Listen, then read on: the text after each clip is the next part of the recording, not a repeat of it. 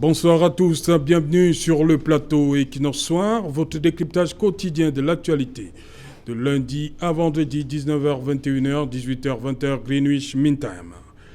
Les longues files d'attente, très souvent observées devant les commissariats à l'EMI et Migration, ne seront qu'un triste souvenir.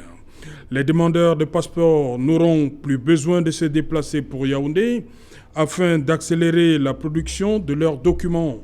Il n'y aura plus de course vers le passeport dit express qui n'a d'ailleurs jamais existé. Ainsi s'exprimait hier, mardi 8 juin, le secrétaire général de la DGSN. Le commissaire divisionnaire Dominique Baya fait savoir que le 1er juillet 2021 marque la date de mise en service effective du système de production des nouveaux passeports biométriques. Initialement prévu en mars 2021, le ralentissement des activités économiques et industrielles du fait de la pandémie de Covid-19 a entraîné, de l'avis du numéro 2 de la DGSN, la livraison tardive des équipements d'enrôlement et de production, ainsi que certains matériels indispensables pour les travaux de finition du nouveau centre de production. Tout ceci est à l'origine du décalage observé. Le système actuel de délivrance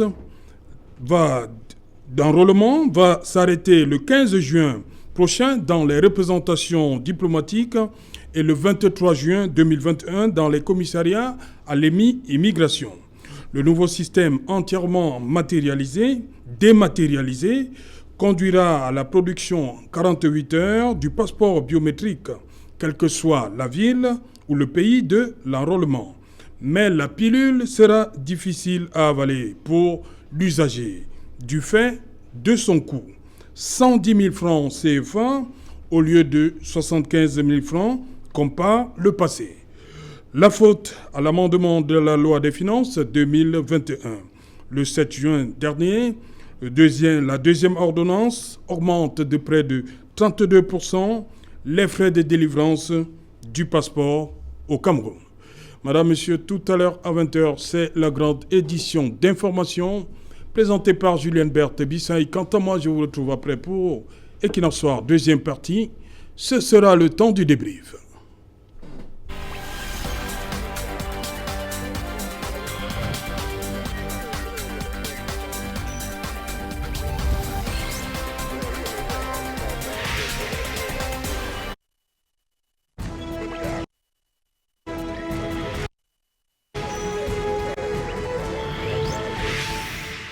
Passeport biométrique en 48 heures, comprendre la nouvelle augmentation. Pour en parler, nous avons invité en plateau ce soir Martin Zan. Bonsoir. Bonsoir Serge, allô tous. Bonsoir à tous les téléspectateurs. Bonsoir au peuple camerounais et un bonsoir particulier à la population de Ngouantet dans l'arrondissement de Nkolmetet, département d'Union-Esso. Département d'Union-Esso. Nous sommes dans la région du centre. Affirmatif.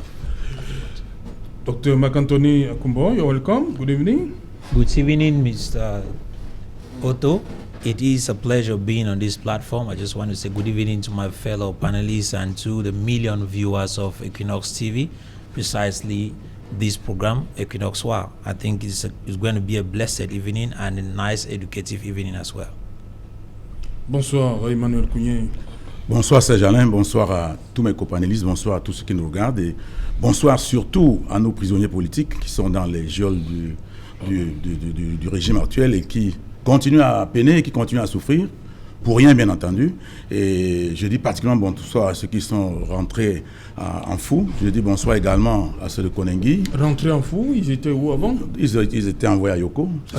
Ce sont des prisonniers politiques, ce sont des gens qui n'ont rien fait. C'est quoi, on les balade? Oui, on les balade, on veut les torturer au maximum, on veut démontrer qu'on veut les décourager, ils sont arrêtés parce qu'ils sont dans le MRC.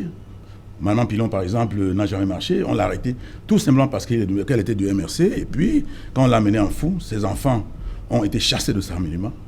Il y avait un qui était en classe terminale, l'autre était en classe première. Il a quand même fait le bac. Je n'en sais rien. Ce qui est vrai, c'est qu'il n'y a plus personne pour suivre. Il déambule à Yaoundé. Nous occupons des prisonniers politiques, mais nous ne savons pas quel est le sort de ces enfants, quel est le sort qui est réservé à ces enfants. Donc, je leur dis un grand bonsoir. Je leur dis de tenir bon. Vous savez, quand vous avez en face de vous une dictature, il faut comprendre qu'il y a des prix à payer, n'est-ce pas, pour dévisser tout cela. Donc, je crois que nous les encourageons de tenir bon. Il ne faut pas que ce régime est en train de faire entendre leur morale, qu'ils comprennent qu'ils n'ont rien fait et que ce qui se passe, c'est de l'injustice. Et quand on est face à un système injuste, il faut tout simplement se battre. Ok. Alain Djipo, bonsoir. Bonsoir Serge-Alain Autou. Bienvenue. Bonsoir à tous les téléspectateurs de Equinox Soir. Merci de l'invitation. Serge-Alain, vous allez me permettre, une fois n'est pas coutume, je vais... j'allais dire ouvrir les hostilités par un coup de gueule. Oui. Parce qu'effectivement, je suis assez indigné par la montée en puissance de l'insécurité qu'on constate, qu'on vit au quotidien de nos jours dans la capitale économique Douala. Il y a un phénomène que vous connaissez d'ailleurs très bien, les microbes qui ont refait surface après la lutte âprement menée avec l'ancien de monsieur le gouverneur de la région. On a cru que les microbes avaient été décontaminés, avaient été dératisés complètement. Que non, ils ont repris leur activité de criminalité en bande avec beaucoup plus de succès dans certains quartiers de Yaoundé et Bilongué. Le gouverneur avec le délégué régional, là, monsieur le commissaire Sogo. Exactement. La police qui a... Ils ont mené des combats avec la... Mais qu'est-ce qui se passe donc maintenant? Pourquoi on entend à nouveau parler de ce phénomène? Il est difficile de ne pas faire un lien entre le dernier mouvement effectué au sein de la police. Comment ça? Avec la remontée en puissance de l'insécurité. Je m'explique. Vous savez, ceux qui étaient en charge, par exemple, du GMI ici dans le littoral, étaient des messieurs rompus à la tâche, étaient des messieurs au professionnalisme avéré, avec des états de service probants. Aujourd'hui, le mouvement a installé d'autres bras cassés de la police qui ne sont pas encore suffisamment aguerris en matière de certaines interventions. On a vu... je prends l'exemple que nous fournit l'actualité. On a vu à Essengué des manifestations où le PAD tentait de déloger des habitants illégaux, des occupants illégaux. On a vu que la police était tout simplement débordée. On a vu également à Coton où un bulldozer a écrasé... Même au marché Koulouloun la semaine dernière. Donc, il y a comme une démobilisation au sein des hommes clés du commissaire divisionnaire Issogo, oui, avec qui ils étaient formés une équipe solide. À un moment donné, on n'entendait plus parler d'insécurité à Douala. Oui. Depuis que ces gens ont été affectés à d'autres différents endroits de la République, on a le sentiment que les bandits ont eu l'information et ont repris leur travail de plus belle des manières. Donc c'est pour ça que je voudrais interpeller les autorités. On a souvent vu le commissaire Méfiré aux avant-postes ici à Douala. Dans plusieurs interventions, c'est un monsieur qui a une réputation établie au sein de la police, qui mène son travail avec fermeté et professionnalisme. On n'a rien à lui reprocher. Donc il est temps que les nominations soient rapportées. Le commissaire Méfiré peut aussi servir dans d'autres régions du Cameroun, non? Mais ce n'est pas le même phénomène de criminalité qui se vit là où il a appelé. Oui, on a affecté. Oui. Douala, c'est quand même l'un des poumons économiques de la ville, où le taux d'insécurité est grandissant. Donc il faut des hommes compétents, des hommes aguerris, des hommes rompus à la tâche, surtout expérimentés pour pouvoir mener tous les combats qui interpellent la police. Le délégué régional, les Sogo, il lui manque un élément? Oui, il a sûrement des bras cassés. C'est pour cela que... Non, vous n'en êtes pas à dire ça. Je peux le dire ainsi parce qu'en fait, sa troupe est démobilisée. S'il avait encore tous ces éléments avec la pugnacité qu'on les connaît, je crois que les microbes et les autres n'auraient pas... Ça fait quand même beaucoup, hein. Vous avez dit Essengué, Machin Koulouloun, en un laps de temps. Vous voyez que ça pose problème. Donc même si on n'est pas très au fait de certaines actualités, rien que ce qu'on vient de citer là, renseigne à suffit sur la nécessité et l'urgence de ramener ces hommes-là à Douala. Ah, les ramener à Douala? Ce n'est pas exclu. Ce n'est pas exclu. Si c'est le prix pour qu'on vive en sécurité, je crois que un autre texte réglerait le problème. Ok. Bon, voilà, on va commencer donc. L'aspect technique, hein. Manuel Kounié, vous allez expliquer aux Camerounais 110 000 francs CFA pour le passeport biométrique. Dites-nous, le 7 juin, deuxième ordonnance, près de 32% d'augmentation. Dites aux Camerounais, pas dans un langage hermétique, hein. Non, c'est expliquez aux Camerounais. On va parler dans comment on en arrive là. Ce qui est vrai, c'est que tout Camerounais normal doit être surpris. On doit être surpris. On doit être surpris. On doit être surpris parce que nous sommes en pleine exécution d'un budget, d'une loi de finances. 32% d'augmentation. Oui, 32% d'augmentation. Et on nous dit qu'on va nous présenter un passeport plus performant, biométrique, qu'on va l'avoir en 48 heures. Je crois que les promesses ne comptent que pour ceux qui y croient. Parce que moi, personnellement, je n'y crois pas. Vous ne croyez pas qu'en 48 heures, vous aurez votre passeport? Puisque tout le temps, je peux vous dire, la parole publique est désacralisée au Cameroun. Tout le temps, on nous dit des choses qui ne se réalisent pas. Vous voulez que moi, à mon âge et à mon degré de compréhension, à l'histoire que je connais, que je commence à croire à des choses pareilles? Non, ce n'est pas croyable. Et puis, pourquoi est-ce que on va aller aujourd'hui penser que s'il faut augmenter de l'argent, parce que dans tous les cas, quand on fait une augmentation, c'est pour avoir une recette.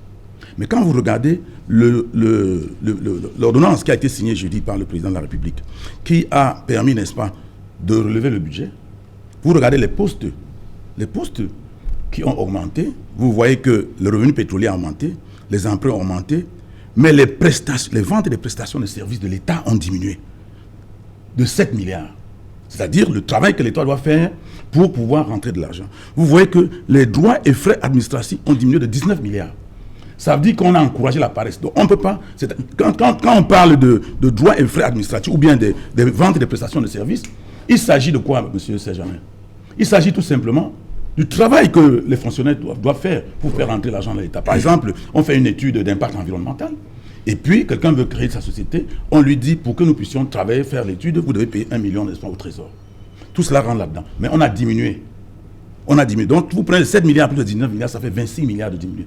Je me demande si on attend 26 milliards de ces recettes qu'on voudrait augmenter. Donc, je crois que ce n'est pas de cette manière qu'il faut agir. Et puis, les Camerounais, leur pouvoir d'achat n'a pas augmenté. Voilà. Il n'y a pas de raison à faire des choses comme ça. Parce que si on n'avait pas diminué d'autres prestations dans cette loi de finances, j'aurais pu comprendre. J'avoue que nous sommes en train de naviguer à contre-courant parce que le budget lui-même augmente tout simplement parce que le budget passe de 4 670 milliards à 5 235 milliards, tout simplement parce qu'on a des emprunts de l'ordre de 500 de milliards, de 550 de milliards. Donc, faire toutes ces manœuvres, on aurait pu faire l'économie, n'est-ce pas, de chercher encore à prendre de l'argent au Camerounais. Et puis, je voudrais faire une petite pour vous dire quelque chose. J'ai suivi, il a parlé des microbes qui posent des problèmes. C'est vrai, il faut tout faire pour éradiquer, n'est-ce pas, pour égaliser cette affaire. Mais je crois que pendant que nous cherchons ce qui ne va pas, du côté du petit peuple, et nous essayons d'éradiquer, il faut également que du côté de l'administration, ce type de personnes qui existent soient également dénoncées. Parce que, M. Serjalin Autou, à la date d'aujourd'hui, il y a un phénomène extraordinaire qui existe au Cameroun. Vous voyez des gens qui vont au marché, qui achètent des rouleaux de pagne, qui mettent dans les bus pour aller à Yaoundé, en Bankomo, on décharge tout et on leur demande de payer la douane. En Bankomo. En Bankomo. Les gens payent les véhicules, ils sont en train de rouler, ils s'en vont à Yaoundé, il y a un poste de... Oui, justement, Bambok, Yebga l'a décrié ici. On ne peut pas. On ne peut pas. Lundi, il a décrié. Il y a même les agences de voyage, de transport par bus qui ressentent déjà ça dans leur recette. Donc, il faudrait demander à ces messieurs qui sont là-bas, parce que quand vous avez acheté une marchandise qui est déjà dédouanée, vous n'avez pas... Quelqu'un qui n'a rien importé ne paye pas la douane. La douane, c'est celui qui importe qui paye la douane. On ne demande pas la douane à quelqu'un qui n'a rien importé. Ça, c'est un banditisme public. Donc, il faut que ça s'arrête, ce genre de choses. Vous ne pouvez pas organiser des trucs comme ça dans une république. Et puis, c'est des inspecteurs de douane qui fixent les prix, qui vous disent, même s'il y a un rabattement, on demande les rabattements au ministère, au directeur des douanes, tout ça. S'ils font des rabattements, ils ont fait des rabattements. De toute façon, ça ne concerne pas le consommateur. C'est la personne qui achète et qui revend. Pour la simple raison qu'elle achète cette personne-là dans une boutique ou dans un magasin qui a pignon sur rue, qu'on peut retrouver, elle a sa facture. Et en route, des gens lui demandent de payer la douane. Et pire encore, quand vous payez là-bas, qu'est-ce qu'on vous donne? Presque rien. Presque rien. Et puis, est-ce qu'ils ont une régie de recettes en route? Ils vont vous dire qu'ils vont aller reverser. Quand vous dites presque rien, c'est quoi? On vous donne pas... On vous donne... Il n'y a pas de quittancier là-bas. Vous n'avez pas de quittancier. On vous donne un papier. Et puis, je dis, puisqu'ils disent qu'ils vont reverser, ça veut dire quoi? Ça veut dire qu'ils vont comptabiliser la recette. Et c'est pas tout. Même gens, la douane? La douane, ils sont en route. Et puis, ils sont en route. J'ai mon frère, un ami, qui est allé avec son véhicule. On lui a pris 150 000, on lui a donné un petit papier avec un cachet. On lui a dit que le véhicule n'était pas dédouané. Que le véhicule n'était pas bien dédouané, alors qu'il a acheté le véhicule. Pas bien dédouané. Oui, qu'il était sous-évalué. La douane était sous-évaluée. Sous-évaluée. Donc je pense que ça, c'est du banditisme public. Il faut arrêter ça. De toute façon, je dis que dans tous les pays du monde, quelqu'un qui n'a rien importé ne paye pas la douane. Okay. Vous ne payez pas la douane sans avoir importé. Voilà, Martin Zang, qu'est-ce qui justifie, de votre point de vue, cette augmentation de près de 32% des frais de délivrance du passeport biométrique? Oui, c'est que, vous savez, c'est la Constitution qui donne le pouvoir au chef de l'État de fixer les orientations politiques et économiques de la nation. Et le chef de l'État, après avoir fait une étude avec des techniciens, avec des spécialistes, avec des conseillers en matière économique et en matière politique, a donc décidé, n'est-ce pas, de relever le coût du passeport. Parce que le coût du passeport entraîne aussi un mécanisme. Vous savez, ce sont des passeports sophistiqués. C'est des passeports de haute technologie. C'est même ce qu'on dit le dernier degré de la technologie, de la performance technologique. C'est pourquoi cela entraîne des coûts. Vous savez, à l'heure actuelle, on est en train de construire un centre de production de carte d'identité à Yaoundé. On va abandonner l'ancien centre de production et il y a un nouveau centre. Effectivement, un nouveau centre qui est mis sur pied. On a engagé toute une équipe. C'est une équipe, nos policiers doivent être formés et cela a un coût. Il y a un matériel qu'on doit acquérir. Il y a le transfert de technologie. Tout cela a un coût. Et ce coût, nous devons, n'est-ce pas, le mettre sur les frais du passeport. C'est le Camerounais qui veut se déplacer, sortir de son pays, qui doit aussi participer. N'oubliez pas que nous sommes dans un état participatif où le citoyen participe, n'est-ce pas, au fonctionnement, au bon fonctionnement de la République et de la nation. Voilà. Docteur, according to you, it is. Qu'est-ce qui explique cette 32%? C'est énorme ou The first thing I want, before I get to answer that question, I just listened to Martin Zang talk about participation. One of the things I want to say, it is true that if a nation actually needs to develop, there is need for citizen capacity development. Yes. Meaning that the Cameroonian citizens are supposed to be oriented towards productivity. But when you look in Cameroon, even our educational system has so much limitations in producing those kind of people. And when you come now look at the whole issue of increasing the price of a passport, don't forget, it is not long ago that same passport was over 50,000. It was raised to 75,000. Now from 75,000 to 110,000. The question is it only the passport that is giving money? Because that is what I heard Mr. Pourquoi seulement le passeport? Is it only the passport that is giving money to the country? No. We have different companies and industries in Cameroon that produce money. And don't forget, Mr. Zang said something. All Cameroonians are practically involved in participating in building the country when we go pay our taxes. When they take TVA from me, tax. When the TVA is collected from me, it is over close to 20% of what I own. And so if you can cut up 20%, then you come again, you increase money on the passport which I have to make, forgetting to know that you have not increased my salary. Right. You are struggling to push Cameroonians to the borders. That is a system to bring Cameroonians to a state of rage. And I think that... Est-ce que ça va décourager les Camerounais? Ça a déjà découragé certains comme... Au moment que certaines personnes ont compris. On va faire le tour. You see, that is something that to me, like Mrs. Zhang said, that the president consulted with technicians. I think those technicians whom he consulted with are not actually in connection with the citizens of Cameroon. They are not working with their people. Because anytime you want to do something to increase, you work with the people around. You must find out what is a basic salary of the people out there. You must go to find out how do they manage to live. Is it possible that a Cameroonian can go a day without eating up to 500 francs? Yes. Mais vous devez comprendre que tout le monde, tous les Camerounais ne sont pas appelés à voyager. C'est pas tout le monde qui est Camerounais. Non, c'est pas pour décourager, mais tout le monde n'est pas appelé à voyager et tout le monde ne veut pas voyager. Vous devez le comprendre. Si vous voyagez, please, can I conclude? D'accord. It is simple. You have to understand this. If you claim that it is not made for everybody to travel, then it is like punishment on some particular individuals. You don't need to punish a few who want to travel because the rest are not traveling. Sauf que la carte d'identité coûte 2800, mais tous les Camerounais n'ont pas de carte d'identité. Let me drop down something here. When you go to a country like Uganda, a passport in Uganda costs 22,000 francs CFA. In Cameroon is 110,000 francs.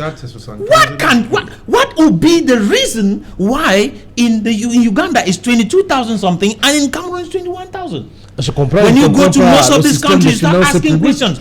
Why is it that in Cameroon we always want to do things that are going to cost Cameroonians to get to that point where their backs are on the wall? Okay. I feel like those who are giving this so much technical advice to the president are misleading the president. I think that those who claim that we are going to have transfer of technology. Who's transfer of technology when Europeans will be making this passport and then only sending it for us to consume? That is to prove that we are not advancing. We are sinking every day. Ok.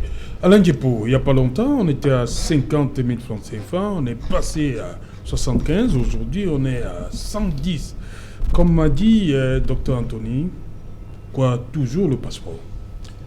Bon, je crois que c'est une niche que l'État du Cameroun explore depuis un certain temps. Surtout qu'en ce moment-ci, les signaux sont plutôt au rouge. On est, si ce n'est au bord de la faillite, on est presque dans un système économique agonisant. Non seulement l'endettement qui pèse sur nos épaules, mais aussi le coût de la vie. Vous vous rendez compte que de plus en plus, allez dans les marchés, les matériaux de construction, il y a une flambée de prix. Les paniers de la ménagère, ça maigrit au quotidien. Tout est... Les salaires n'ont pas augmenté, les salaires également. Mais... Et puis, paradoxalement. Donc, l'État est en train de vouloir chercher un nouveau souffle. Et puis, c'est pour cela qu'il faut faire feu de tout bois pour augmenter les recettes qui sont sûres, à l'instar, n'est-ce pas, les recettes générées par la production, n'est-ce pas, du passeport, qui certainement va permettre de renflouer les caisses. Mais ce qui est plus... ce qui pousse à m'indigner, encore une fois, c'est pas tant qu'on est augmenté, c'est l'utilisation qu'on va en faire. J'ai le sentiment que dans ce pays, on s'endette pour distraire l'opinion, pour s'embourgeoiser davantage, pour se remplir les poches et non travailler à l'amélioration des standards de vie des Camerounais. C'est ça qui est choquant. Parce que quand vous regardez le Cameroun cité parmi les meilleurs consommateurs de champagne, les meilleurs importateurs de champagne, les meilleurs consommateurs d'alcool et de bière, ça ne nous honore pas du tout. Dans un contexte où tous les bailleurs de fonds camerounais exigent que l'État depuis plusieurs années révise son train de vie. Donc on ne peut pas tout mettre sur le pauvre dos du citoyen lambda toutes les charges, on met sur lui parce qu'il doit supporter les impôts, il doit supporter l'augmentation du passeport. Même bientôt, là, on va nous demander de payer l'air que nous respirons, là, à ce rythme. Monsieur Alain Djibou, je vous en prie, quand vous la parlez, carte s'il vous plaît, 2800. s'il vous Tous plaît, les monsieur, citoyens n'ont pas ça. soyez disciplinés sur ce plateau. Quand vous parliez tout à l'heure, on d'accord. ne vous a pas Monsieur interrompu. Alain, allez-y. Permettez que j'avance. D'accord. Donc moi, je suis scandalisé par cette façon de faire dans ce pays où on voudrait que, en termes de souffrance, ce soit le peuple qui cravache dur. Et au finish, les autres sont là pour mener une vie, pour croquer la vie à belles dents. Ils roulent carrosse, ils sont dans les châteaux, ils dilapident l'argent du trésor public. Et dans tout ça, le commandant en chef ne dit mot. C'est-à-dire que tout se passe comme si dans ce pays, il n'y a pas un pouvoir central qui gouverne. Donc, chacun... Non, mais il a dit... Il a le dit, pouvoir, c'est pour par ce rapport au pouvoir Covid, central que nous sommes ici. Vous voulez qu'on Augmentation de attaque 32. Vous y plusieurs... croyez-vous? Vous ne croyez pas au Covid, Guette? Je suis comme le Vous grand ne croyez frère pas? Kungé. Je suis devenu Saint Thomas. Oui. C'est-à-dire qu'on a tant habitué les Camerounais avec des promesses fallacieuses. Hein? On peut revenir sur un certain nombre de choses. La canne, Joudi, c'est où? C'est aujourd'hui. Apparemment, ça va encore glisser. Donc, moi, je suis fatigué des promesses. Donc, même pour la carte d'identité, pour rester dans le sujet, pour le passeport, je veux dire, moi, je n'y crois pas. Figurez-vous que c'est en septembre 2020, l'année passée, Oui. que le contrat était paraphé. Il était prévu, selon les termes de ce contrat, que les premières productions de ce passeport digitalisé commencent au mois de mars 2021. Ouais, C'est en juin qu'on nous annonce que Non, on bientôt. parle des machines qui Non, n'étaient pas sincèrement, là. l'année dernière, on a Il y avait fait Covid. des annonces tapageuses pour dire que tout est... Mais il y a Covid, monsieur Alain Djibou. Vous n'allez pas tout mettre sur le dos du Covid, s'il vous plaît. Le Covid, c'est une opportunité que nous devons saisir pour sortir de l'ennui. C'est ici là. Mais c'est pas, non, c'est Alors, pas, lorsque c'était... c'est pas la malchance de l'Afrique. Permettez à Le Covid n'est pas la malchance Vous de allez l'Afrique. rebondir. Bien au contraire. Bien au contraire. Il y a des États plus Covidés que nous qui s'en sortent. Hein? Comme la France. Vous voulez des exemples? À titre Bon, de si vous comparer. voulez, la France. Ah ouais, mais cette France a bloqué la Non, population dans les domiciles. moi, je pense qu'il faut qu'on sache raison garder. Oui. Vraiment, les engagements que nous prenons avec le peuple camerounais, nous sommes tenus de les respecter. Nous ne sommes pas des nains dans ce pays. On ne va pas nous faire avaler n'importe quoi dans ce pays. On dit passeport biométrique à partir de mars 2021. Il y a un décalage, on est au mois de juin. Ça n'a même pas commencé. Vous espérez quoi? On nous enfume chaque jour avec des annonces. Et tout ceci, il faut prendre... Le secrétaire général dit qu'il y a eu la livraison tardive des équipements d'enrôlement et la production, enrôlement et production, ainsi que certains matériels indispensables pour les travaux de finition du nouveau centre de production. Il fallait tout ça qui a un peu traîné. Il fallait d'abord régler la question de l'ordonnance. Puisque c'est l'ordonnance qui donne le là à tout ce qu'on donne là. Donc en réalité, monsieur le secrétaire général de la DGSN explique ce que lui-même, ce qui n'est pas à son niveau là-bas. Parce que c'est l'ordonnance qu'on attendait. En réalité, c'est ça. Okay. Donc il ne faut pas venir nous dire que le matériel n'était pas disponible. Pour avoir le matériel, vous voulez dire que le secrétaire n'était pas, il n'est pas à sa place, il n'est pas assis à son fauteuil. Prêtez-moi autre chose, mais pas les mots. C'est ce que vous êtes en train de dire. Prêtez-moi autre chose, pas les mots. C'est ce que vous êtes en train de dire. Je sais ce que je dis. Voilà, et vous n'allez pas me faire dire autre chose. Ah, vous êtes en train de dire qu'il n'est pas à sa place. Et s'il le dit? Il est à sa place alors? Non, non. S'il n'est pas à sa place, si on dit qu'il n'est pas à sa place, qu'est-ce qu'on fait? Non, ce n'est pas. On ne fait pas un procès au secrétaire général. Non, vous faites un procès d'intention au chef de l'État par rapport à la je vous en prie. Il faut simplement indiquer que, en réalité, moi, je ne suis pas contre les explications de la délégation générale à la sécurité nationale. Mais moi, je suis étonné. Parce que tout porte à croire que, regardez au moins le timing. Le 7 juin, la semaine dernière, l'ordonnance présidentielle, la deuxième en 2 semaines, qui définit, qui rallongeait un peu le budget. On ne pouvait pas engager cette affaire si ça n'avait pas été inclus dans le budget. Monsieur Zam, c'est vous qui le dites. Vous vous proclamez sur le plateau. Vous êtes dans l'appareil gouvernemental. Est-ce que vous êtes dans l'appareil gouvernemental? Est-ce que vous pouvez prouver vos allégations? À justifier l'injustice. Est-ce que vous pouvez prouver vos allégations? Est-ce que vous êtes dans l'appareil gouvernemental pour justifier vos dires? Je suis journaliste. Non, journaliste ne veut rien dire. Et vous journaliste ne veut pas dire que vous êtes dans l'appareil gouvernemental. Vous êtes juriste? Mais je suis juriste et financier, monsieur. Et vous ne savez pas que je suis une juriste ordonnance là, c'est ça qui donne pas, la possibilité au président de la République d'introduire des amendements dans la loi. Je ne peux pas parler sans preuve. Vous faites un procès d'intention au chef de l'État. Je suis désolé. Oui, certes, il y a une augmentation de 32% sur le coût, n'est-ce pas, du passeport, mais nous devons voir ce qu'on va réaliser avec cet argent. Mais vous êtes déjà en train de faire un procès d'intention au chef d'État sur un argent qui n'a même pas encore été collecté, monsieur lundi. Voilà, on va sérieux là. Permettez qu'on revienne au passeport biométrique. Selon le secrétaire général, il dit les longues files d'attente très souvent observées devant le commissariat, ça c'est un lointain souvenir.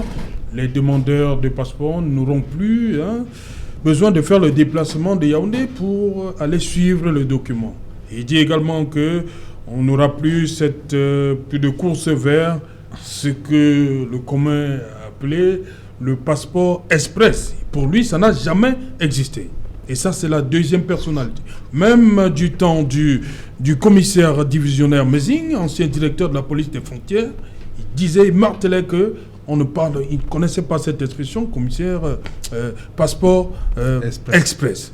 Ça, c'est des inventions à la police, on ne connaissait pas ça.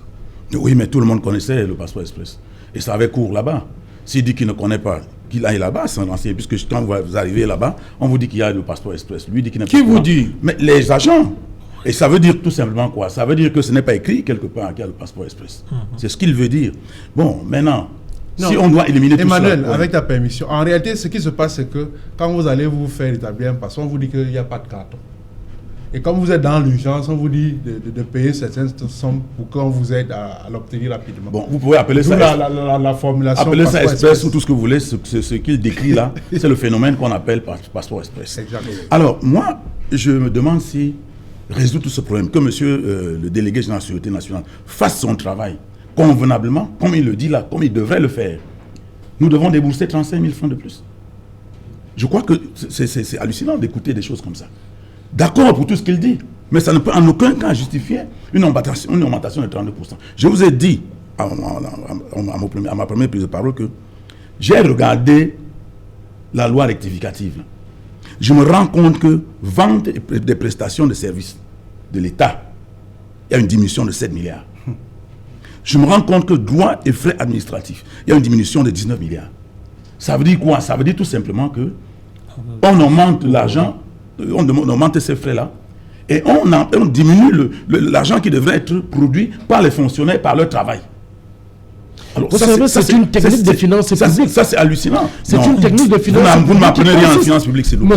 Monsieur Kougné. Je dis que vous allez intervenir. Je parle je parle en toute connaissance de cause. Moi-même, j'ai appris. Donc, je dis que je parle ex-cathédrale de ce sujet. Donc, je vous informe que ce type de comportement est inadmissible. C'est-à-dire que manipuler le budget de cette manière, c'est de la mauvaise foi. C'est vous qui dites c'est de la mauvaise foi. Et puis, oui, c'est de la mauvaise foi, cher monsieur. Oui, vous ne pouvez pas demander aux gens d'augmenter en Côte d'Ivoire, le passeport, c'est, je crois, 75 000. Un peu moins. Bon, un peu moins de 75 000. Alors, 75 000, le budget de la Côte d'Ivoire, c'est 8 milliards. Nous sommes à 4 milliards maintenant. On est en train de forcer pour prendre la dette, pour nous monter à 500 milliards. Mais en réalité, 500 milliards avec plus de 1000 milliards de déficit budgétaire. Donc, en Côte d'Ivoire, le budget, c'est 8 000 milliards. En Côte d'Ivoire, le budget du district autonome d'Abidjan, qui est la ville d'Abidjan, c'est 100 milliards. À Douala, le budget de la communauté urbaine de Douala, qui a la même population, la même caractéristique, c'est 50 milliards. Nous n'avons pas parce qu'on ne travaille pas. Donc vous ne pouvez pas nous mettre les fonctionnaires qui... Nous n'avons pas les mêmes réalités, monsieur. Non, les fonctionnaires ne font pas le travail. Vous devez le savoir. Vous ne nous n'avons pas les mêmes réalités. Monsieur vous ne pouvez pas nous expliquer pourquoi la vente des prestations de services publics baisse de 7 milliards. Pourquoi est-ce que les droits et frais administratifs baissent de 19 milliards et au même moment, vous augmentez les frais? Quel est le montant attendu? Je vous informe que ce qu'on attend, n'est-ce pas, de cette augmentation des frais de passeport ne peut pas dépasser 5 milliards. Ce n'est pas possible. Donc, on n'a pas besoin de fatiguer les gens pour faire de la manipulation comme ça dans le budget. Et vous avez dit tout à l'heure qu'il y a des techniciens qui sont tout de près. Je veux savoir quels sont ces techniciens. Je vous informe que tous ceux qui prennent les décisions économiques dans le gouvernement de M. Biya, aucun d'eux n'est économiste. Tous les économistes sont mis à côté. Ah bon? Oui, si vous voulez, je les cite. Vous prenez le ministre des Finances, ce n'est pas un économiste. Citez-les. Vous prenez le secrétaire général du Premier ministère, ce n'est pas un économiste. Vous prenez... vous dites que Séraphin Magloire Fouda n'est pas économiste? Je dis que... C'est ce que vous Attendez, dites. monsieur, laissez-moi parler. Attendez, Laissez-moi parler, c'est moi qui ai la parole. Vous dites que c'est vous, Séraphin Magloire Laissez-moi Fouda parler. n'est pas économiste? Je dis que le ministre des Finances... Permettez, vous allez intervenir après. Vous allez rebondir. Le ministre du Plan n'est pas un économiste. Le ministre du Plan n'est pas un économiste. Ce sont des postes politiques. Voilà, donc c'est pour vous dire que justement ces postes aussi, vous allez nous dire que c'est des économistes qui sont là comme leurs conseillers, mais c'est l'économiste qui doit prendre la décision. Il ne doit pas être conseiller. Parce que justement, le casting est mauvais. Et c'est pour ça que nous assistons à ce que nous assistons là aujourd'hui. On est en train d'aller acheter les eurobonds à 450 milliards, montant 450 milliards, pour aller rembourser les eurobonds qu'on a achetés en 2015 à 375 milliards, à 9,5%. On achète des eurobonds aujourd'hui à 5,5%. Pour rembourser ce qu'on a payé. Oui, pour rembourser. C'est-à-dire que dans 10 ans, la dette sera doublée. C'est-à-dire qu'on va se retrouver à plus de 1000 milliards, n'est-ce pas, de dette, puisqu'on ne remboursera jamais. Et on va se retrouver avec un budget comme on est à 5 000 milliards, avec une dette de plus de moitié. Vous allez en train de conduire le Cameroun, on va dans le mur. C'est la banqueroute, ça. Et puis, vous pouvez nous dire qu'il y a des techniciens qui font ce genre de choses. Je crois que le budget du Cameroun est lamentable. Il est mal géré, il est mal conçu. Et puis, tous les programmes économiques ont échoué, monsieur. Le DSE a échoué. Et vous avez apporté une histoire que vous avez appelée SND 30, c'est-à-dire qui a les germes de l'échec. Ça ne peut rien donner. Voilà, donc, il ne faut pas conduire le Cameroun comme ça, nous dire qu'il y a des techniciens qui ont travaillé, qui ont donné conseil. Ils donnent quel conseil, ces gens-là? Vous permettez donc à Martin Zan de répondre. Allez-y. Monsieur Kounio, l'immaturité politique qui a encadré ce discours depuis 1990 a toujours fait échec face au chef de l'État, son Excellence Paul Biya. Ce discours que vous avez aujourd'hui, plus de 30 ans après, ce discours a existé depuis 1990, où on disait au peuple camerounais qu'on va droit dans le mur. Nous voici donc 30 ans après. Plus de 30 ans après, le Cameroun est développé. Il n'est pas debout. Le Cameroun est géré de main de maître. Il est délabré dans tout secteur. Économie délabrée. Sécurité délabrée. Le Cameroun est dans un état de délabrement avancé. Le Cameroun n'est pas debout, cher monsieur. Monsieur Kounye, permettez-moi de parler. Pour que vous soyez ici, vous avez emprunté une route. Vous dites qu'il n'y a pas de route, vous avez fait comment pour arriver ici? C'est M. Biya qui a pris la route. C'est M. Biya. C'est la politique. Non, monsieur, en 82, cette route en 80, moi j'ai fréquenté je marchais sur cette route. Vous croyez qu'elle ne s'entretient pas? Mais vous croyez que le chef de l'État, pour qu'il y ait des chaînes de télévision, c'est la loi de 90, c'est le chef d'État, son Excellence Paul Biya. Pour que nous mangeons ici dans ce pays, la politique économique est définie par le chef de l'État. La population a augmenté. Nous sommes partis depuis on n'a pas besoin de décret pour manger. Et si au Cameroun, c'est même pas la manière que tu parles, c'est comme si le président est un dieu. Le président, on lui vote pour être président. Ça veut dire que c'est pas ça. Nous n'avons pas. Donc quand tu veux parler de femmes, comme si c'est lui celle qui veut être président. Si on a donc voté le chef d'État, qui l'a voté? Qui l'a voté? Qui l'a voté?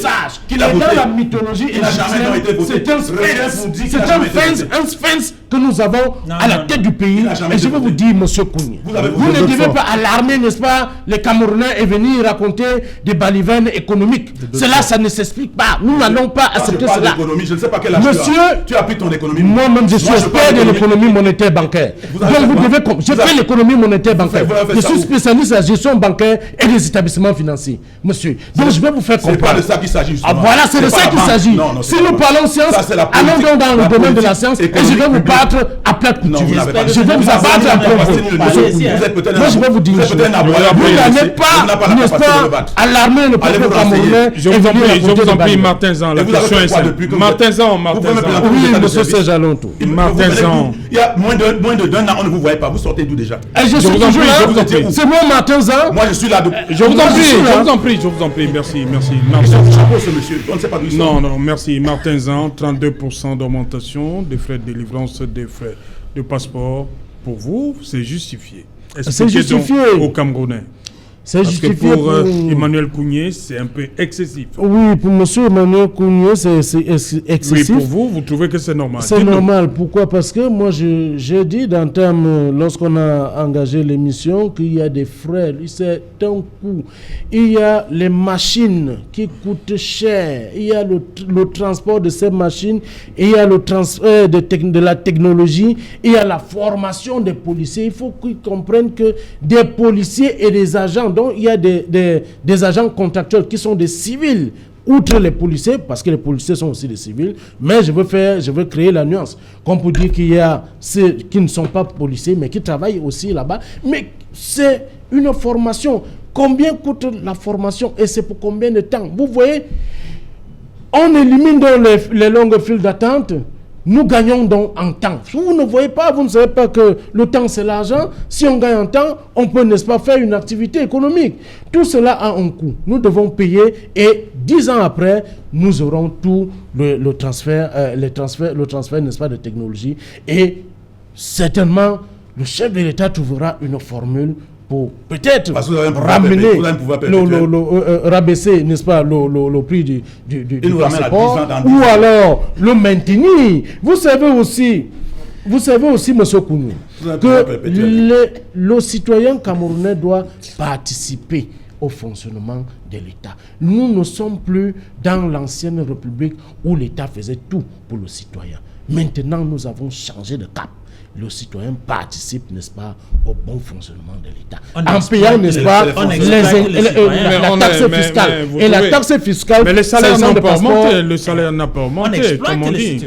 De temps en temps, nous avons une revalorisation de salaire, mais nous n'avons pas l'augmentation de salaire. Ce qui montre que nous sortons du tunnel, comme le chef, pour emprunter l'expression du chef de l'État il y a quelques années. Nous sommes toujours dans le tunnel, nous sortons. Nous sommes déjà sortis. Nous sommes en train de sortir. Nous ne sommes pas. Le chef d'État n'a jamais dit, puisque c'est lui qui gère le Cameroun. Depuis 87, oui, il n'a jamais dit que nous sommes sortis. Il a dit nous sommes au bout du tunnel. Donc, nous sommes toujours encore au bout du tunnel. Sauf que ça a des étapes. Et nous devons respecter ces étapes. Vous n'allez pas nous embrigader dans l'obscurantisme et votre politique de 1962. On ne regarde pas le Cameroun de 2021 avec les yeux de 1960. Vous êtes des hommes du passé aux idées passées. Vous ne savez pas que le chef de l'État s'est adapté à toutes les situations. C'est un monsieur qui a échappé à tous les pièges byzantins. C'est un monsieur qui a, n'est-ce pas, battu tous les opposants qui vendaient le rêve, n'est-ce pas, à la population. Il a battu tout le monde à plate couture parce que c'est le meilleur. C'est ce qu'on appelle le sphinx dans la mythologie égyptienne. Voilà. Nous n'allons pas bafouer ces instructions. Alain Djipou. C'est pénible à t'écouter. Je vous ai pris. Il me fait mal aux oreilles, ce monsieur. Alain Djipou, la police, à travers le secrétaire général de la DGSN, a présenté un certain nombre d'avantages qui, pour certains, c'est-à-dire que 110 000, par rapport au temps, si en 48 heures, on a le document, le sésame, on se dit 110 000, c'est rien. C'est beaucoup. C'est une hausse qui ne s'explique pas, qui n'est même pas défendable. Pour nous autres couches paupérisées, ça ne s'explique pas du tout. On aurait mieux fait maintenir les frais de timbre de délivrance des passeports à 75 000 et agir sur les facilités de production, c'est-à-dire la dématérialisation, la digitalisation telle que prévue. L'État n'a pas pour vocation, un État n'a pas pour vocation d'asservir son peuple. Nous sommes sur le poids, n'est-ce pas, d'une vie difficile, économiquement parlant. Les entreprises ferment à cause, n'est-ce pas, de la fiscalité. Trop d'impôts tue l'impôt. Les créateurs de la richesse sont essoufflés à cause du Covid et bien d'autres mots. MAUX. Donc, pour dire que en réalité, l'État devrait plutôt voir dans quelle mesure alléger les conditions de vie de ses concitoyens. Et cette hausse n'est pas inscrite dans cette perspective d'allègement des souffrances des Camerounais. Au contraire, donc, de ce point de vue-là, mon plaidoyer, s'il faille tenir absolument un plaidoyer, je penserais, j'aurais l'inclination à penser que c'était de bon ton que l'on maintienne, n'est-ce pas, la fourchette de prix de 75 000 francs. Et maintenant, qu'on donne la possibilité à chaque Camerounais désireux de s'offrir un passeport, de le faire en temps réel en 48 heures. C'est là où il fallait agir. Parce que, vous l'avez dit dans votre propos préliminaire, M. Otou, les longues files d'attente dans les commissariats, tout au moins les lieux où se fabriquent les passeports, les immigration et autres, les tripatouillages, la corruption, le cash. Vous savez très bien qu'avec cette digitalisation, on ne va plus utiliser de l'argent, le cash, c'est le paiement mobile. Ouais. Voilà des avancées considérables. C'est considérable, mais ça ne coûte rien du tout. Voilà les avancées Pour faire un considérables. paiement mobile, on n'a pas besoin d'augmenter les taux. J'espère que vous utilisez Orange Money. Quand vous faites vos transactions, il n'y a pas de coûts qui sont aussi élevés. Mais Voilà. le chef de l'État nous permet... Pour insister qu'il y a autant de choses qui pouvaient bien amener l'État à prendre le parti du peuple. C'est-à-dire que si on veut qu'on ait un passeport sécurisé, fiable, infalsifiable, alors l'État prend sur lui d'organiser un travail rationnel, de mettre sur pied un système cohérent, un système technologique puissant de pointe, avec ses propres ressources humaines, pas en confiant aux étrangers. ICN Ojantic, c'est voilà l'entreprise allemande qui va s'occuper de la partie opérationnelle de ce projet de production de passeport.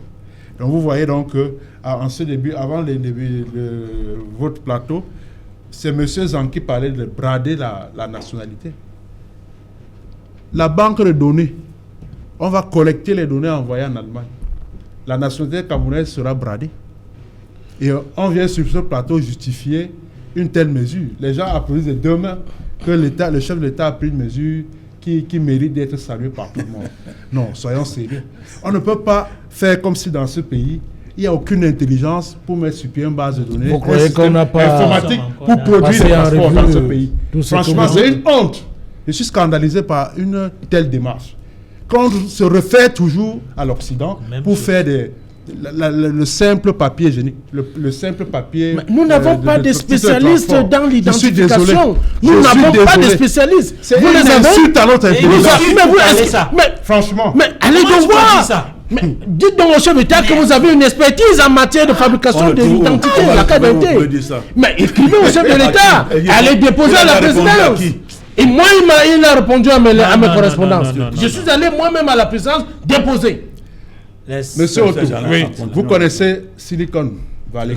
Oui. Les start-up ici à Boya poussent comme des champignons. Allez à Boya, confiez la gestion de cette affaire à un jeune start-upper. Vous allez voir le miracle. J'ai dit le miracle. On n'a pas besoin d'aller en Allemagne. Je suis désolé que monsieur Zang partage des inepties comme ça sur ce plateau. Je suis désolé, monsieur Zang. Moi, je veux vous dire, monsieur Ndip, si votre petit frère, ou alors le petit frère du docteur, c'est le docteur Marc-Anthony, fait ce qu'on appelle du Word. Il fait Word chez lui, il croit que c'est semblable. C'est pas ça la carte d'identité nationale. C'est pas écrit sur Word et faire quoi encore là, et imprimer un papier. C'est pas ça, c'est pas du bénétariat que nous sommes en train de faire. Le chef de l'État n'oriente pas la fabrication des cartes d'identité vers des bénétariats. Ce sont des spécialistes qui vont, n'est-ce pas, fabriquer ces cartes. Tu nous as montré que tu connais et parler concernant ton président. Mais là, je vais te dire quelque chose. Il faut que tu comprennes. On ne vient pas sur un plateau pour venir faire le bantatisme. Permettez-moi de parler. Non, ce n'est pas toi d'abord de parler. Donc, je ne peux pas te laisser parler. Ce n'était pas toi qui parler. Permettez. Moi, je ne peux pas venir voir ça. Permettez. Docteur Marc-Anthony, vous dites que les Allemands qui ont dorénavant nos données, c'est pas une bonne chose pour le pays. On pouvait confier à l'expertise camerounaise. En 1960, on pouvait faire ça facilement. Mais nous sommes en 2021. Et c'est un temps que, let me be sincere, we are in a generation where technology in Africa is something that you can get it. Africans have evolved. And so when I hear Mr. Zang sitting on this platform and claiming that Cameroon does not have identification technicians, I feel disappointed to know that he does not believe in the educational system of this country itself. Si vous connaissez celui qui tu es en train de dire maintenant que dans ce pays, on ne doit pas croire à notre système d'éducation. Donnez un nom.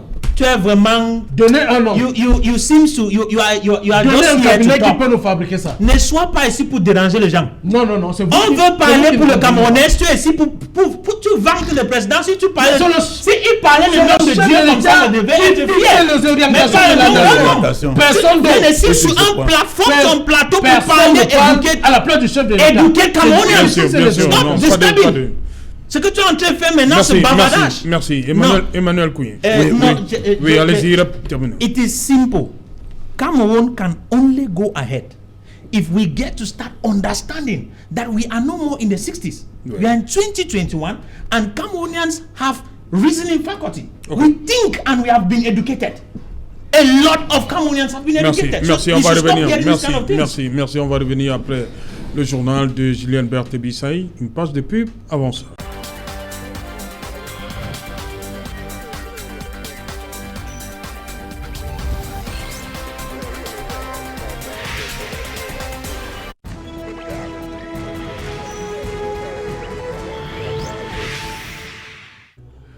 Retour sur le plateau Equinox Soir, deuxième partie, c'est le temps du débrief, toujours en compagnie de Martin Zan, Emmanuel Kouye, du docteur Marc-Anthony Akumbom et Alain Djipou. Alain Djipou, il y a ces images qui nous viennent de l'Ouest. Le gouverneur a dû frapper du poing, on va le dire comme ça, c'est une vue, frapper du poing sur la table pour dire, messieurs, arrêtez, allez mettre vos masques. Il a interrompu un festival, on va le dire comme ça. Oui, effectivement, le patron administratif de la région de l'Ouest s'est montré désappointé face à ce qu'il a appelé lui-même un scandale. C'est-à-dire en sa présence que des jeunes gens, au cours d'un festival, viennent en masse, sans porter le nécessaire, sans respect des mesures barrières.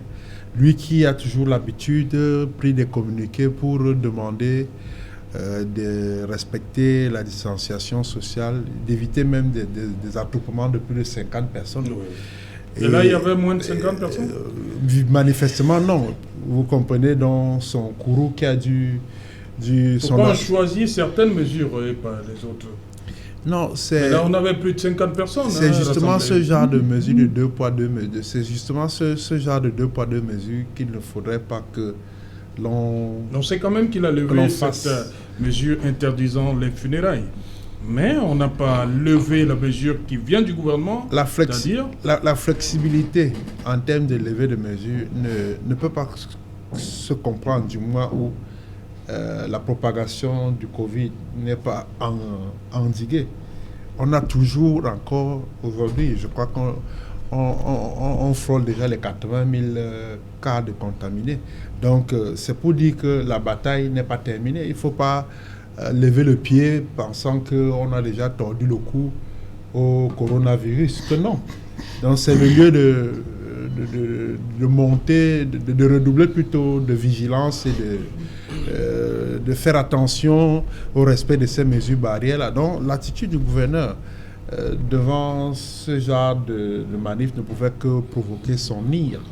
Et il n'est pas passé par 4 chemins, ni par Monts-et-Vaux, pour le faire savoir à la foule que vraiment vous ne pouviez pas venir ici en si grand nombre sans masque. Et donc, moi, je pense que... C'était surtout les acteurs, hein, les jeunes qui... on a même vu nu, les spectateurs autour. Oui. Beaucoup n'avaient pas de masque. Et ils étaient bien touffus là, bien... Il n'y avait pas une certaine distanciation entre les personnes. Et donc, tout était réuni pour que le Covid se propage à merveille autour, n'est-ce pas, de ce festival. Emmanuel Kouye, les masques, le gouverneur exige les masques, mais on a plus de 50 personnes. Comment comprendre? Non, je crois que le gouverneur n'est pas dans son rôle. N'est pas dans son rôle. Comment ça? Je regrette. Le rôle du gouverneur, c'est d'assurer la coordination des services publics. Donc, ce que le gouverneur a à faire, si vraiment l'objet, c'est de faire en sorte que les mesures barrières soient respectées, le gouverneur doit appeler tous les services publics à une réunion de coordination, ou des instructions pour que chacun, en ce qui le concerne, là où il se trouve, puisse appliquer la mesure. Mais il ne peut pas venir lui-même. Le commandant de brigade est là, le sous-préfet est là, il commence à dire oui, non, c'est pas comme ça que ça se passe. Pour s'assurer que ça se fait de manière assidue il faudrait que même le directeur d'école puisse jouer ce rôle qu'il veut essayer de jouer là. Que l'infirmier à l'hôpital, que dans tous les services publics, ça se fasse, que les chefs traditionnels jouent également ce rôle, que l'information circule de manière à ce qu'on le fasse de manière harmonieuse, pour que toutes les populations... Il a fait ce qu'il a fait là, dès qu'il s'en va, tout le monde va enlever le masque, et puis on va redevenir la case initiale. Donc ça, c'est un peu du sensationnel, et puis je crois qu'on ne gouverne pas un pays avec ce genre de choses. Moi, je crois que... Mais le gouverneur ne pouvait pas aussi laisser passer ça. Oui, qu'est-ce que vous reprochez vous pensez au gouverneur? Ce qu'il a fait là prouve que s'il avait donné des instructions, personne n'a respecté ses instructions. Et ça veut donc dire quoi? Ça veut dire qu'il doit aussi appeler tous ces gens-là et leur dire qu'il n'est pas d'accord avec eux. Et puis faire en sorte que... Ce n'est pas le gouverneur qui fait la police. Le gouverneur donne des instructions, il s'assure que les instructions qu'il donne sont respectées partout. Parce qu'il est à Bamungoum, est-ce qu'il va se trouver à Banjoun, à Bayangam, à Baham, à Bawan? Il va se multiplier? Non, ce n'est pas son rôle. Moi, je crois qu'il peut faire comme il a fait là pour faire la publicité ou bien je ne sais pas quoi. Mais je crois que c'est du folklore, ça. Ça, c'est du folklore. Moi, je crois qu'un gouverneur, si moi je suis gouverneur, j'appelle tous les responsables des services publics, tous les chefs traditionnels, je fais des réunions et des réunions pour les amener, pour les mettre en condition. Et c'est d'ailleurs pour ça que les 180 milliards ont été débloqués. Il fallait que l'argent soit disponible et qu'on puisse mettre à contribution tous ceux qui peuvent travailler pour faire le travail. Moi, ça, c'est un gouverneur qui peut-être n'a même pas 50 000 en poche, qui est en train de dire aux gens de faire ceci, cela. Vous pensez qu'on pouvait trouver les masques pour tous ceux que nous avons vus là, sur place? On a trouvé quelques masques. Les masques sont sortis après pour faire le show. Le chahut du gouverneur. Pour faire le show, quelques masques. Mais on ne pouvait pas donner le masque à tout le monde. Donc je crois que ce n'est pas ça. C'est pas ça. C'est pas de ça comme ça. Ce problème doit être fait de manière sérieuse, de manière approfondie, de manière assidue, pour que les populations s'adaptent si tel est le cas. Mais ce genre ce que je viens de voir là, c'est pour amuser la galerie. Et Martezan, le gouverneur était dans son rôle quand même. Hein, il ne pouvait pas, pour lui, il ne peut pas laisser passer un événement comme celui-là avec des personnes qui n'ont pas de masque. Affirmatif, monsieur Saint-Jalon. Vous savez, monsieur le chef de l'État, son Excellence Paul Biya, a dit dans toutes ses adresses, il demande de respecter les mesures barrières. On les enseigne dans toutes les écoles, que ce soit la maternelle, de la maternelle jusqu'à l'enseignement supérieur. D'où le problème avec ce qui s'est passé à Bamongo. Oui, effectivement. Les masques sont là, mais ce n'est pas la seule mesure. On n'aborde pas ces masques. Pourquoi? Non, ce n'est pas la seule mesure. Mais on avait plus de 50 personnes à Bamongo. Affirmatif. Pourquoi le gouverneur a laissé passer ça? C'est pourquoi le gouverneur est intervenu. Parce que c'est lui qui gère, dans la région, il gère ce qu'on appelle la police administrative, contrairement à ce que M.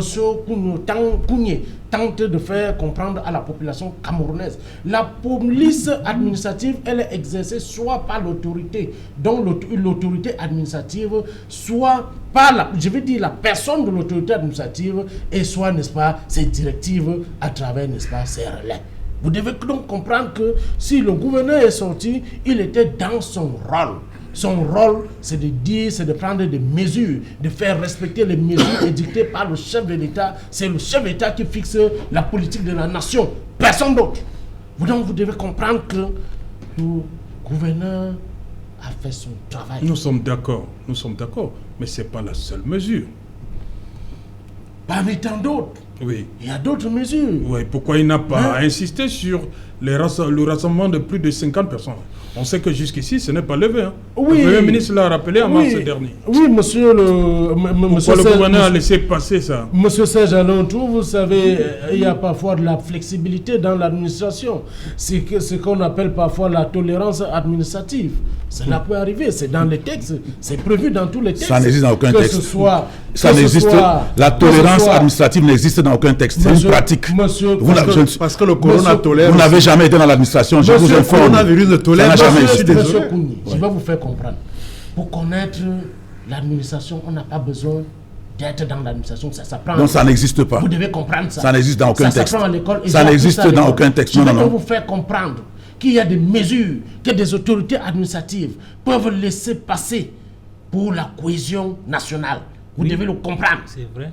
Et ça, c'est vrai et c'est dans des textes. Non, c'est pas dans les textes. C'est pas dans les textes où il y a la flexibilité. Il y a des textes qui admettent Cher monsieur, ce sont les usages.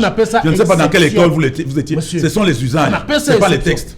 Monsieur, je suis formé, Ce sont les usages. je suis un produit des universités. Non, quelle université? Voilà.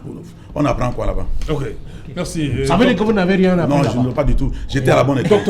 Laquelle? Docteur Macantoni. Vous n'avez rien appris là-bas. Il y a plus rien. Je vous en prie, Votre je vous en prie, président je vous en est prie. venu là-bas. Non, je vous en prie. Docteur Macantoni, pour ce que vous avez vu à Bamougoum, le gouverneur, il a quand même rappelé aux gens que la pandémie, ce n'est pas encore du passé. I'm not against what he did. I actually would support what he did as an individual. I think as an administrator, at times you can find yourself in a place in order to put order if it happens that there was an issue there. You just asked a question to Mrs. Zhang concerning the fact that there are so many other measures, but only the one of putting on a mask and distanciation was actually being the talk of the day. I want to also say that in respect to that particular occasion, it was not an indoor occasion, it was an outdoor occasion. And as long as it was an outdoor occasion, the number cannot be limited to 50. It's just the same like a market. When you go to the market, you cannot have just 50 persons in the market. You have thousands, hundreds of people in the market. So in that case, non, on a dit les rassemblements de plus de 50 personnes sont... You see, that is the thing. It's the interpretation now of the people. I know that that particular limitation is given to those who are sitting in a particular place, because when we are seated in a close-up environment, there is need for us to take great precaution. So here we don't expect you more than 50 people to sit inside, but in an open air, we have it's vast. And so people can be there in any number. And that is why you discover that I just use the market. When these barriers, you see people in numbers, in barrier places. There are different occasions. I think I visited when they was installing I think c'était divisionnaire. Superintendent? In Bonaberry. I visited the area past. That day, somebody was working with me, asked me, people said they have to respect 50, but here there are more than 50. I said no. If it was inside the hall, I will understand. Non, la précision ne disait pas ça. On a dit that is rassemblement why, de plus de personnes. You see, on n'a pas dit dans un milieu I clos understand. ou non. That's why I said, Oui. even though it is not written on that particular article or law or whatsoever, that we should, whether it's in the hall or outside, but I'm saying that as long as it is in an enclosure, there is need for a limited number. But in a vast open air, no. Okay. Number can exceed. Voilà. On revient donc à cette série de cambriolages. Emmanuel Kounié, je commence par vous. Il n'y a pas longtemps, c'était le contrôle supérieur de l'État. Lundi, la nuit de lundi à mardi, ils étaient à la direction générale des impôts. On parle d'un immeuble ultra sécurisé avec vidéosurveillance et tout ça, caméra partout. Et hier, la nuit d'hier, ils ont rendu visite à Célestin Tawamba. Oui, c'est dans du JICAM, au JICAM. Oui, ça, comment on comprend? Je crois que... Qu'est-ce qui explique ça, ces cambriolages en série? Qu'est-ce qu'ils recherchent, les cambriolages? La précarité, vous savez, même la C'est la précarité? Oui. Tous ces gens qui font ça sont des jeunes. Il y a pas, je crois vous connaissez ceux qui ont fait ça? Je ne connais pas, mais c'est les jeunes. Vous avez vu ce qu'on a... Non, moi je parle des cambriolages. Les cambrioleurs? Non, les cas qu'on cite là, oui. On ne parle pas des directions générales des impôts, c'est pas quand même pas une petite maison. Mais vous pensez que c'est un métier? Mais c'est des gens qui ont des espoirs de cause qui posent des actes. Et je vous dis que c'est la précarité. Dans une société, quand vous voyez, n'est-ce pas, la violence, le banditisme, prendre... Ils ne cherchent pas des documents, quelque chose? Peut-être, mais ça c'est entre autres. Ils peuvent chercher des documents. Même si vous cherchez des documents, il faudrait justement trouver des gens qui n'ont rien fait pour les instrumentaliser, pour le faire. Donc, il y a la précarité et le système actuel a, a marginalisé beaucoup de jeunes et les a mis dans une posture où on peut les récupérer pour poser beaucoup d'actes. Vous avez vu à l'extrême nord, Boko Haram arrive aussi à trouver ces gens là-bas pour poser, pour faire ces sales besognes. Donc, le problème n'est pas le problème du cambriolage. Le problème, c'est comment faire pour faire en sorte que notre pays puisse reprendre sa sérénité, reprendre sa croissance. Et je voudrais en profiter pour dire à mon ami Zan que il a parlé du chef de l'État ici, vous allez me donner 2 secondes pour lui dire que Nous pensons au MRC que Maurice Kamto au pouvoir, puisque vous voulez que j'en parle, au pouvoir, nous allons mettre fin au délestage en 5 ans. Nous allons relancer l'agriculture pour que ces enfants... Attendez, on va relancer l'agriculture. Non, vous allez... L'agent de suivi vole. Si tu m'empêches de parler, tu ne parleras plus. Je vous en prie. Vous n'êtes pas venu pour ma personne. Vous allez voler 180 milliards, personne ne vous demande rien. Alors, rembourser l'agent de suivi vol. Monsieur Kougny. Je vous en prie. Rembourser l'agent de suivi vol. Je dis que vous avez pris 180 milliards. Monsieur Kougny, vous avez volé 180 milliards. Je vous en prie. Si tu m'interromps maintenant, si tu parles encore du président de la République, je t'empêcherai de parler. Ne prononce plus le nom du président de la République. C'est le chef de l'État. Bon, je voudrais te dire que... Donc, je voudrais te dire que... Je vous en prie. Si tu m'empêches de parler de Maurice Kamto, tu ne parleras pas du président de la République.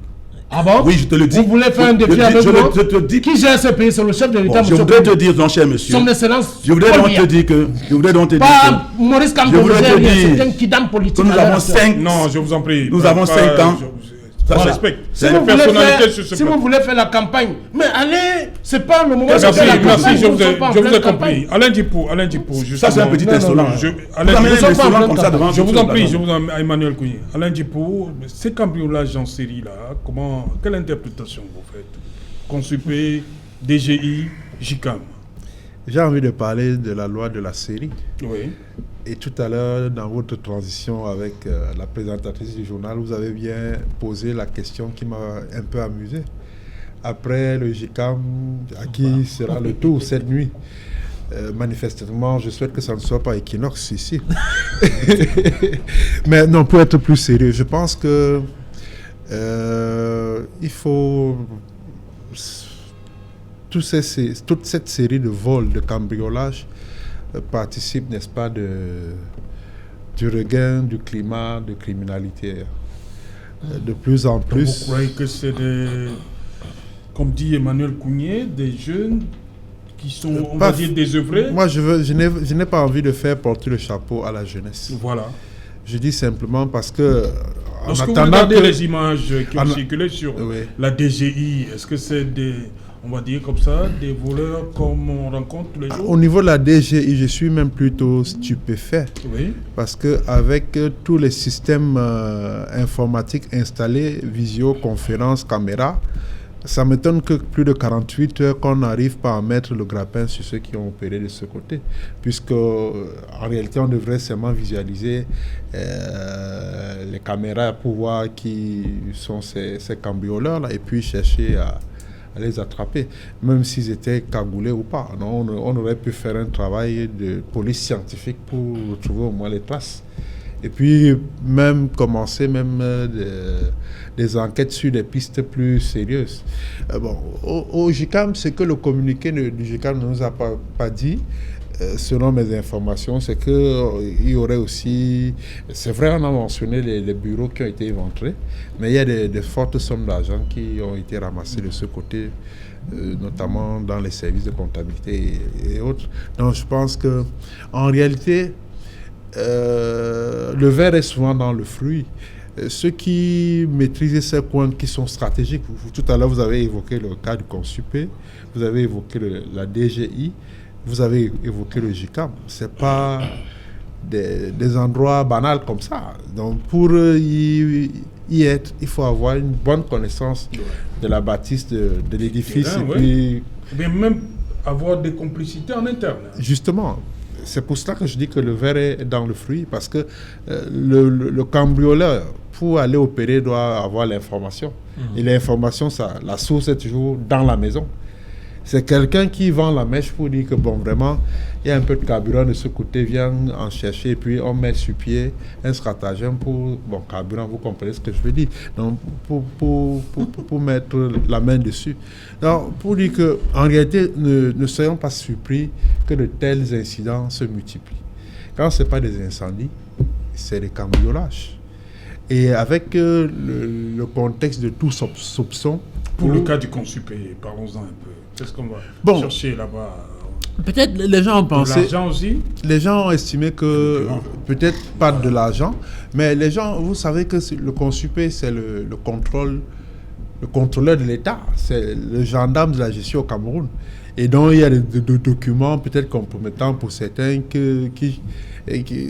qu'on espère voir dissimulés, qu'on espère voir disparaître comme par enchantement. Donc, on peut organiser toute une opération punitive de ce côté-là pour chercher à revendiquer, à retrouver des documents qui peuvent envoyer quelqu'un devant le TCS ou bien l'empêcher d'aller au NIOF. Donc là, ce n'est donc pas le désœuvrement comme...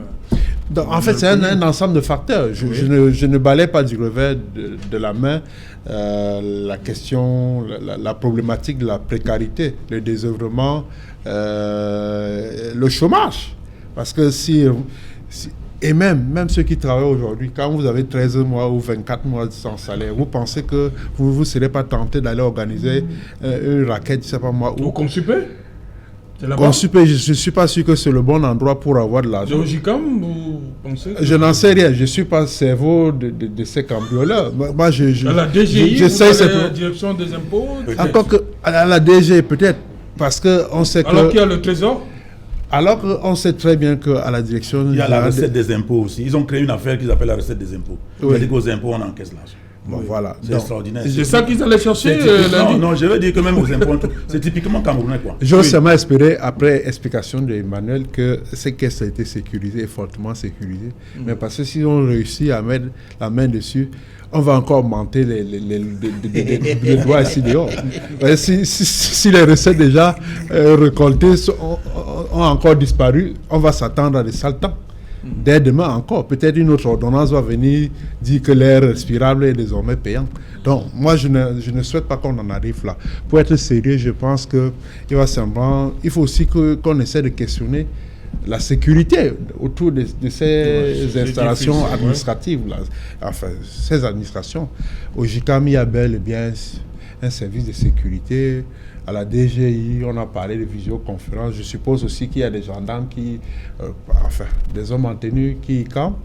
Pareil au Consupé. Donc, je ne peux pas comprendre comment ça se passe. C'est des édifices qui doivent être... Vraiment hyper sécurisés, je pense. Oui. Surtout de la nuit. Parce que de tous les 3 cambriolages, on a vu que c'était en nocturne. Ils n'ont jamais pensé aller demain armés ou bien avec des visages encagoulés pour opérer en plein jour. C'est toujours la nuit. Et donc, la nuit, il faut qu'il y ait renforcement de mesures sécuritaires. Okay. Au-delà des moyens qu'offre la technologie. Martin Zan, d'abord, comment vous expliquez cette série-là? Oui, M. Serge-Alain-Tour, je vais répondre sur 2 volets, à savoir, le premier, c'est un coup d'État scientifique, et d'autre part, je parlerai, n'est-ce pas, de l'échappatoire de certaines personnes qui seraient, n'est-ce pas, incriminées, n'est-ce pas, par certaines fautes.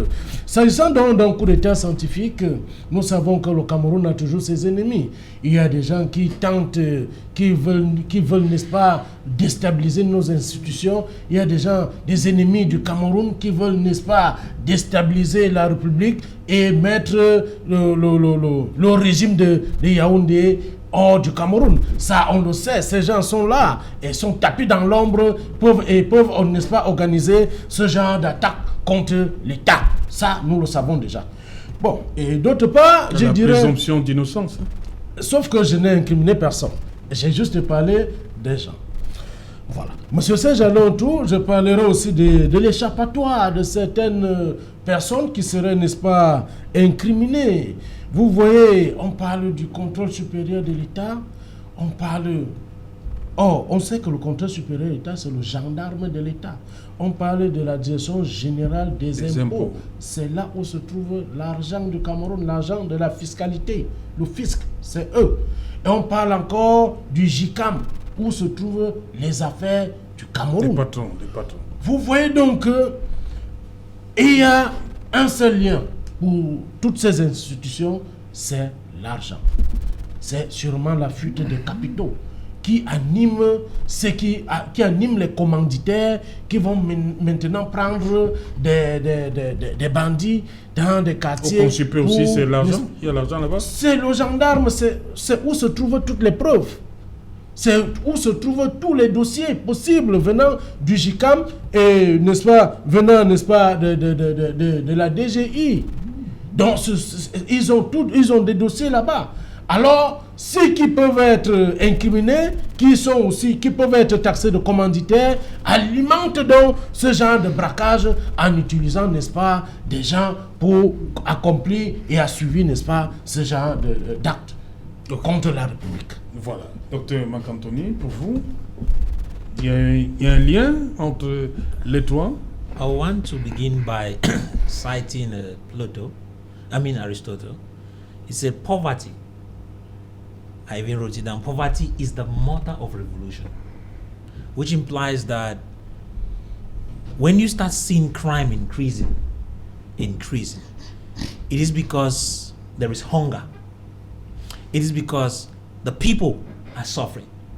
It is true that when we want to look at the targets, we will know that it's not just a small thief from down there who just wanted to go and steal. Okay. We already understand that there are some guys up there who are actually looking for ways to not only destabilize, like my brother said, but actually to steal out something which will incriminate them. And so I also want to take that part that Mr. Zhang pointed out, that people might want to shift away documents which might help in incriminating them, so they want to keep them aside. And so if Cameroon needs to go out of issues like this, I think that a nation that is well fed will not have hungry people to go breaking places, will not have crime wave increasing. And so there is need for the government of Cameroon to make sure that there is adequate capacity building, there is adequate human resource development, which will permit young Cameroonians to become productive. Because what we have now in Cameroon, we have a society of consumers, a society where individuals are meant to consume. And so we need to build a society where people are productive. If not, we will end up with a nation where everybody will be looking up to the government. If this does not happen, the government. So we need to point out things, restructure our community to become a country, a nation which actually empowers for the purpose of productivity. If not, crime wave will keep on increasing. Okay. You hear, you just ask a question from JICAM, when next? We do not know. We might be waiting this night, we'll hear it tomorrow. So I pray that Cameroon government should be able to do their part in empowering the young ones to move forward, so that our Silicon Valley in Boya can do more. Voilà, justement, en 30 secondes, on oui, fait qu'est-ce qu'on retient sur la thématique 32% pour vous? Vous maintenez que c'est énorme? Non, je crois qu'il faut mettre fin à ça. Rien n'explique cette augmentation. Il faudrait que le délégué général de la sécurité nationale, que le chef de l'État, puisque voilà, ce n'est pas la police. Que le chef de l'État. C'est pas la police qui a augmenté. Oui, il y a eu aussi une ordonnance où on nous disait qu'on devait mettre, n'est-ce pas, une taxation sur le téléphone. Les gens ont dit que c'était pas normal, ils ont reculé. J'espère qu'ils doivent reculer très rapidement, parce qu'ils peuvent demander de payer le passeport à 110 000. Nous serons en Afrique le pays où le passeport coûte le plus cher. Je crois que nous n'avons pas le passeport le plus sécurisé. Même en Europe, le passeport ne coûte pas ce prix-là. Donc je crois qu'il faudrait qu'on toute proportion garder, qu'on ne fasse pas de l'exagération, et qu'ils sachent que nous avons compris qu'ils ont voulu prélever sur les populations de l'argent en amenant, n'est-ce pas, les fonctionnaires et l'administration à ne pas s'efforcer pour produire là où l'administration devrait produire, ce qui est déloyal, ce qui est injuste, et qu'ils comprennent que ce n'est pas normal, qu'ils reviennent à la raison et qu'ils mettent fin rapidement à cette affaire et qu'ils nous laissent encore, au moins là où on était, je crois que c'était combien? 75 000. On peut encore essayer, et qu'ils mettent fin à ce qu'ils appellent les passeports express. Et qu'ils cessent, non, pas, le secrétaire dit que ça. Oui, qu'ils cessent, n'est-ce pas, d'envoyer les douaniers en route pour acquitter les gens, leur demander de payer la douane sur des marchandises qu'ils n'ont pas importées. Ça, c'est le ridicule total. Okay. Donc, c'est ce que je peux demander. Martin Zan, pour vous, d'ici le 1er juillet, on peut faire machine arrière, on peut reculer. Non, le 110 000, c'est énorme.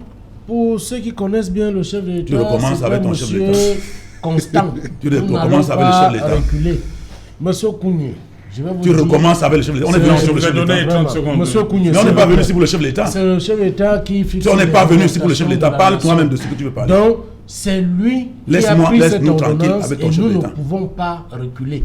Nous avons fait, les calculs ont été faits par les spécialistes on a reculé dernièrement avec de la les finance publique et les spécialistes de la gestion de l'État. Et nous sommes arrivés à cette conclusion qui a amené au chef de l'État. On a déjà reculé une fois. Il faut qu'on recule. Merci. Dr. Ils doivent reculer. Oui, je vous en prie. Marc-Anthony, rapidement. Certainly, I think that avant le 1er juillet, it is necessary that peut être fait sur les 110 000. I believe something can be done. You remember the last time when it came to phones, where we were supposed to be buying phones from the shop and paying taxes, which importation taxes, which was evil. I think the president heard our voices during that period and withdrew that law. I think this one too is not something that he should encourage. Cameroonians should not go to make passport and they pay a whopping sum of 110,000 francs. And you know, when they talk of 110,000 francs, that's not all. You have to talk of certification of this and that and that. At the end of the day, you discover you have gone to 150,000. So that idea should be removed. Let them keep it at the 75. Cameroonians can manage. Okay. It is obvious that we do not have the finance, because you look at Cameroonians practically suffering. They don't have food to eat. Then what do you think about somebody struggling to send a child out to go and study or do something? You tell the child to go and make a passport for 110,000. That is a crime in itself. Okay. Let that change. Voilà, Alain Dupont, je termine par vous. 110 000 d'ici le 1er juillet. Le chef de l'État peut revenir comme c'était pour le téléphone. Je crois que demander des sursoirs, c'est l'expression qu'il avait utilisée.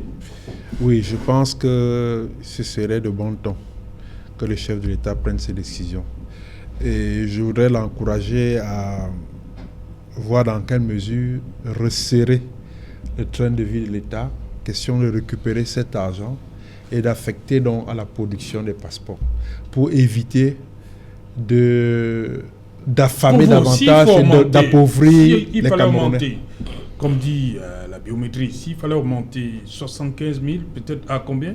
Qu'est-ce qui peut être raisonnable pour vous? Il n'y a rien de 610 000. Il n'y a rien de raisonnable quand il s'agit d'augmenter. C'est-à-dire de faire supporter de nouvelles charges au peuple. Il n'y a rien de raisonnable. Donc l'idéal serait plutôt de ramener ça à des proportions normales. Ou bien de maintenir à son qu'on revienne même à 50 000. Pourquoi ça c'était d'abord parti à 50 000? Toujours dans la perspective de racketter le bas peuple. Donc moi je pense qu'il n'est pas temps pour le gouvernement de réviser, même comme ça vient du chef de l'État, il n'est pas tard.